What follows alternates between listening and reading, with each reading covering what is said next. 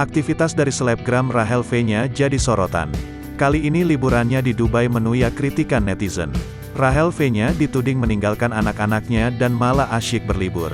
Hal tersebut terungkap dalam unggahan Instagram story Rachel V-nya, Selasa, tanggal 25 Mei tahun 2021. Pada Instagram story selanjutnya, terlihat seorang warganet nampak menyinggung anak-anak Rachel V-nya.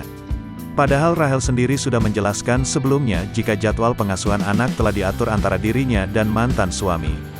Kemarin anak-anak 10 hari sama aku, ayahnya pengen sama, 10 hari sama dia.